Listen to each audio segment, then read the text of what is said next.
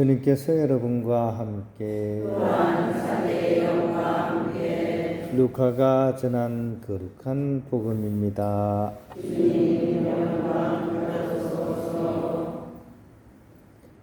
그때 주님께서 말씀하셨다. 너희는 불행하여라. 바로 너희 조상들이 죽인 예언자들의 무덤을 너희가 만들기 때문이다. 이렇게 너희 조상들은 예언자들을 죽이고 너희는 그들의 무덤을 만들고 있으니 조상들이 저지른 소행을 너희가 증언하고 또 동조하는 것이다.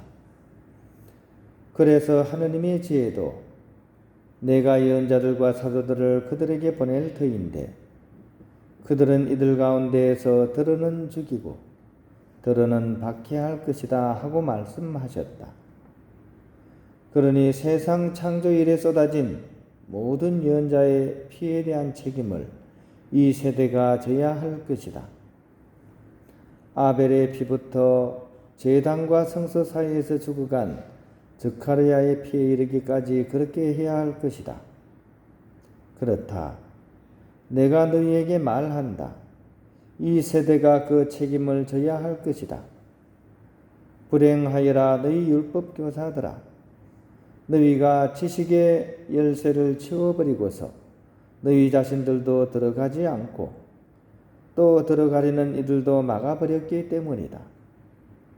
예수님께서 그 집을 나오시자 율법학자들과 바리사이들은 독한 앙심을 품고 많은 질문으로 그분을 몰아대기 시작하였다. 예수님의 입에서 나오는 말씀으로 그분을 올가매려고 노렸던 것이다. 주님의 말씀입니다. 그리스도님 찬미합니다. 평화를 빕니다.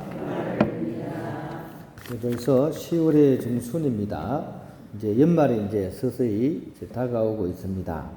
저는 연말이 다가오니까 자꾸 머리가 찌끈찌끈 아프기 시작합니다. 왜냐하면 수도회 내에서 연말이 다가오면 자꾸 보고서를 내라고 하기 때문입니다. 그래서 여러 가지 보고서를 내야 되고 또 행정감사도 이제 곧 있으니까 또 거기 뭐 좀 준비하라고 또 공문이 날아왔습니다. 이런 걸 자꾸 이렇게 보내라고 할 때마다 속으로는 이런 생각이 들어요. 어차피 한 세상 살다 가는데 먼지로 사라질 인생인데 꼭 그렇게 보고하고 감사하고 그래야 되냐. 투덜투덜 막 됩니다. 속으로. 본의 아니게 또 위원장 또 우리 수도회 본당과 관련된 그런 위원장을 또 이렇게 맡고 있어가지고 또 이것도 하나 더 내야 됩니다. 그렇다고 이제 또 안 할 수도 없고 그죠? 그래서 참 머리가 찌끈찌끈 아픕니다. 피할 수 있으면 좋겠는데 이제 마주해야 될 현실이죠, 그죠? 또 제가 해야 될 책임이 있기 때문에 머리가 아파도 사실은 해야 됩니다. 이럴 때 어떻게 하면 좋겠습니까? 예? 어떻게 했으면 좋겠어요? 좀 조언을 구합니다. 예?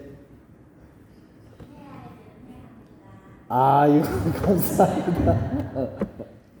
눈 딱 감고 우리 자매님 말씀하신 것처럼 부지런히 해야 됩니다. 해야지 해결이 되지 이거 안 한다고 해결이 되지가 않죠. 그죠?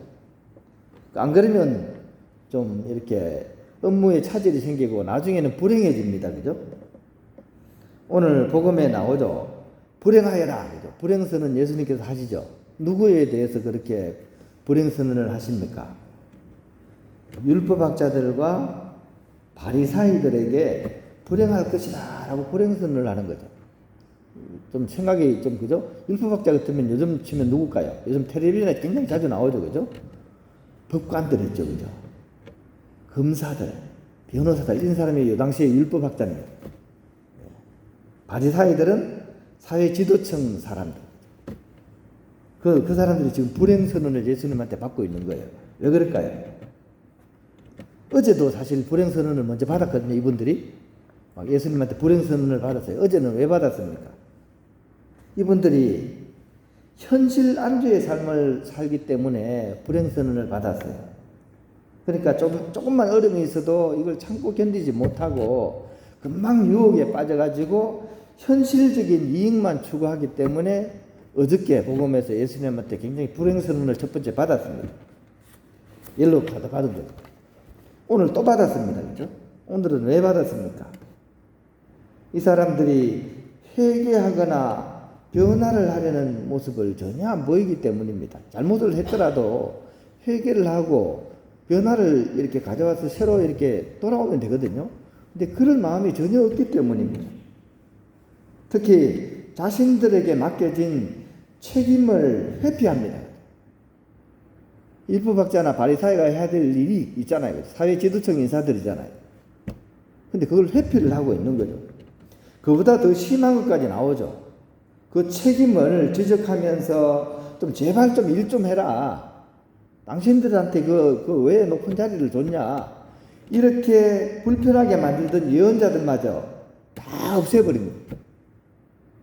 우리 정치사하고 비슷하죠. 그죠? 입 바른 소리 하는 사람들 막 박해를 하듯이, 그죠? 기득권 가진 사람들이 막 이렇게 없애버린 겁니다. 그러고는 문제가 없어졌다라고 생각하고 있는 거죠. 이 모습을 예수님께서는 지적하고 계십니다. 근데 이게 어떤 모습입니까? 이 꿩의 모습하고 똑같죠. 꿩. 그죠? 여러분, 꿩 얘기 많이 들었죠. 그죠?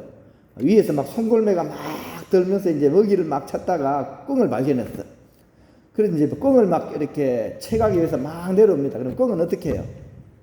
어쩔 줄 모르죠. 그죠? 막 하다가 어떻게 합니까? 결국은 머리를 땅에다 탁 박고 꽁지를 높이 쳐들고 어떻게 뭐라 그럽니까? 안 보이니까 다행이다. 안 보이니까 다행이다.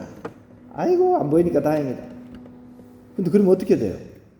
더 잘 잡히죠. 그죠? 꽁 입장, 그죠? 업장에서 눈이 안 보이니까 괜찮다고 생각했는데 매 입장에서는 어떻습니까? 움직이지 않는 표적이잖아요. 바로 채가는 거죠. 이 예수님께서는 바로 이런 모습을 지적하고 계시는 겁니다. 어찌 이 사람들이 하느님의 굴레를 벗어날 수 있으리 이렇게 이제 말씀하고 계시느냐. 결국 이 사람들은 끝내 짊어져야 할 책임이 있다는 사실을 회피하기 때문입니다. 우리도 사실은 마찬가지죠. 그죠? 우리 각자에게 져야 될 그런 책임이 있습니다. 이런 것들을 우리는 어느 누구든 하기 싫어합니다. 그죠? 그거 하기 싫다고 해서 이제 도망가고 피하면 어떻게 됩니까? 더 큰 어려움이 이제 닥쳐오게 되겠죠. 그죠? 그래서 저한테 이제 조언을 주신 분처럼 정말 해야 될 일들, 그죠? 그런 일이라면 눈 딱 감고 부지런히 하는 겁니다. 그죠? 도망치는 것이 아니고 우리는 하느님으로부터 그런 이 각종 보고서를 제출해야 됩니다. 어떤 보고서입니까? 우리 각자도 다 하느님한테 보고서 제출해야 되지 않습니까? 어떤 보고서입니까? 하느님 사랑과 이웃 사랑의 보고서를 제출해야 됩니다. 이거를 외면하면서 도망치고 있는 그런 우리의 모습을 우리가 한번 돌아볼 수 있었으면 좋겠습니다. 밀린 숙제는 결국 우리 삶을 조일 뿐입니다.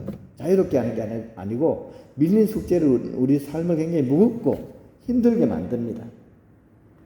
오히려 부지런히 성실히 일찍 끝내버린 숙제가 우리 마음을 편안하고 자유롭게 만드는 것처럼 우리에게 맡겨진 그런 그리스도인의 사명, 하느님을 사랑하고 이웃을 사랑하는 그 숙제에 외면하지 않는 그런 우리가 될 수 있기를 함께 이렇게 노력하면 좋겠습니다. 오늘 이 복음에서는 오히려 반면교사죠. 그죠? 율법학자나 바리사이처럼 그렇게 자기들에게 주어진 책임을 회피하면서 거짓으로 살지 말고 그래 살면 불행하다는 거죠.